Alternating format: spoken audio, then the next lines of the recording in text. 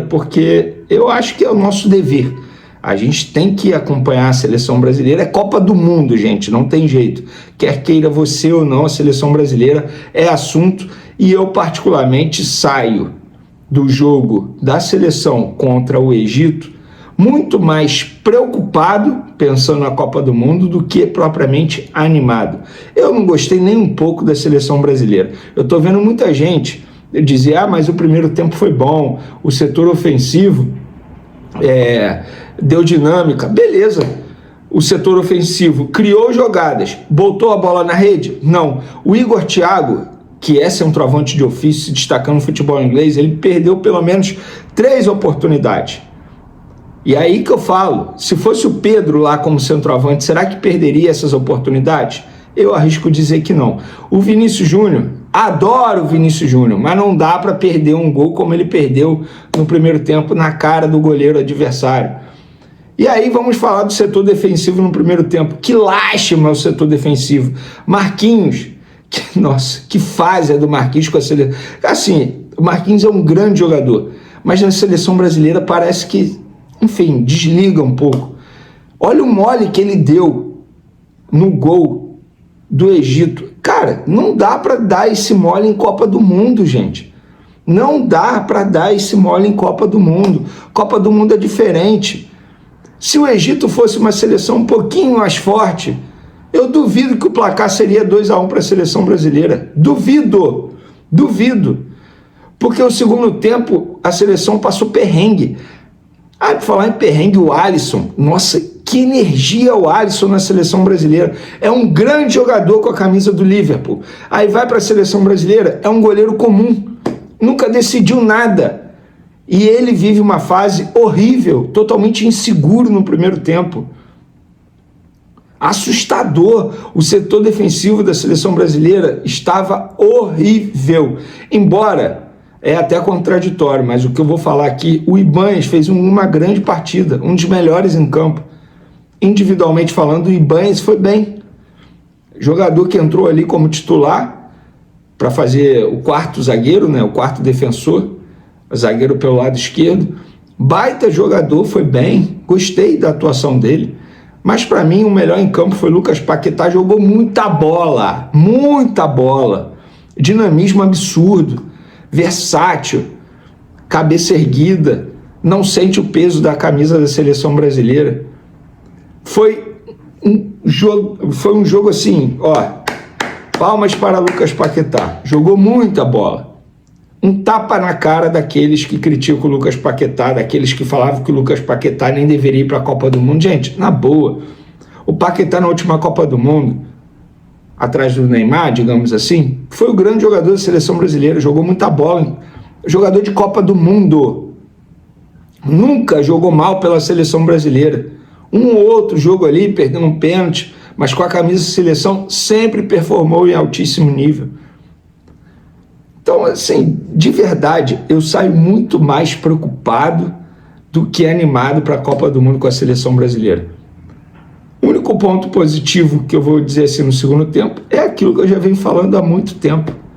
O Carlo Ancelotti, ele olha para o banco de reservas, ele tem jogadores com fome de decidir. Eu venho brincando, ele olha para o banco de reservas, tem um monte de Tasmania ali. O Endrick é um Tasmania, o Ryan é um Tasmania, o Luiz Henrique é um Tasmania. Os caras com sede, eles entram, eles querem acabar com o jogo. E eles não têm nenhuma pressão. Isso facilita demais. E o Endrick, novamente, decidido um jogo para a seleção brasileira. Fico muito tranquilo de falar isso, porque eu sempre elogiei o Endrick, sempre pedi o Endrick na seleção brasileira para disputar a Copa do Mundo. E antes mesmo da convocação eu falava, Neymar, ficar debatendo Neymar, para mim um grande erro vai ser se o Ancelotti não levar o Endrick. Ainda bem que ele levou, e o Endrick novamente se provando com a camisa da seleção brasileira. Esse cara é um absurdo. Isso faz com que eu pense que ele tem que ser titular? Não. Ele tem que continuar sendo reserva, continuar sendo Tasmania no segundo tempo. O cara para entrar e decidir um jogo. porque ele tem algo que ninguém compra, que você não consegue comprar. Você não vai entrar no mercado, você não vai entrar no site e vai comprar isso. Ele é decisivo, ele é isso. Não tem jeito. O cara é diferente. O cara nasceu para ser decisivo, ele é isso. É o fenômeno, é um garoto, para mim vai ser a revelação da Copa do Mundo, já até fiz esse voto. Então, não vou mudar em nada a minha opinião. Campeã, Portugal. Decepção, Argentina. Revelação, Endrick. Surpresa, Japão. Para mim, esses são os meus votos. E agora, falar da parte ruim dessa partida, bem ruim, bem triste, que foi a lesão muscular do Wesley ali. Ele saiu mancando depois do jogo. Mas ver a cena do jogador chorando no banco de reservas, a gente já consegue ter um pouco de noção que ele mesmo sabe que deve ter sido algo grave. A notícia é ruim, pessoalmente falando, pro Wesley, o cara que eu sempre acompanho aqui nos tempos de Flamengo, merecedor demais de tudo que ele está conquistando na vida dele, tanto pessoal quanto profissional, até mesmo um ponto de vista tático, técnico. Porque o Wesley estava permitindo o Ancelotti a fazer uma mudança tática extremamente importante. Quando ele bota o Lucas Paquetá ele não atua como ponta. O Lucas Paquetá acaba caindo um pouco para o meio e o Wesley ataca muito o corredor ali pelo lado direito. Qual outro jogador tem essas características? Pode até ter, mas não na qualidade que o Wesley tem. Então é um jogador que sim, vai fazer muita falta ao Ancelotti. Outro jogador que vai realizar exames, isso aí vocês já sabem, é o Neymar nessa segunda-feira. Vai fazer uma nova ressonância para saber se a lesão está curada, enfim, qual é o status hoje da lesão muscular que ele tem na panturrilha. E há quem diga que ele terá condições de estrear contra o Marrocos, que é nesse sábado já, tá, galera? Dia 13. É isso mesmo, daqui a 6 dias a seleção brasileira estreia na Copa do Mundo. Vamos acompanhar. Eu, de fato, repito, saio muito mais preocupado do que confiante depois desse amistoso contra o Egito. O que está acontecendo no Flamengo com a Arrascaeta, a seleção uruguaia, todos esses bastidores envolvendo o craque uruguaio que continua com a seleção uruguaia, algo que nós já falamos aqui, não agradou nem um pouco a diretoria do Flamengo. Não deixe de hypar o vídeo, isso é importante. Vamos entrar logo nesse assunto, tá? Um assunto muito importante, porque o Flamengo emitiu uma nota oficial fazendo duras críticas à Federação Uruguaia, fazendo algumas acusações, inclusive, e trazendo o assunto à tona. Esse assunto está dando o que falar, está dando pano para manga. A nota oficial diz o seguinte: conforme informado anteriormente, após solicitação da seleção uruguaia, o meia Georgiano de Arrascaeta foi liberado no dia 18 de maio para dar continuidade ao tratamento da fratura na clavícula direita no Uruguai, sob supervisão dos profissionais da seleção do país. Na ocasião, o Departamento Médico do Flamengo enviou um documento com cronograma de recuperação, a evolução das atividades e os protocolos que deveriam ser seguidos. Diferentemente do acordo, mais uma vez, esses protocolos não foram seguidos. Desrespeitar protocolos científicos é colocar em risco a saúde do jogador e ignorar de forma irresponsável os investimentos que os clubes fazem para ter seus jogadores à disposição para os diversos desafios que o calendário impõe.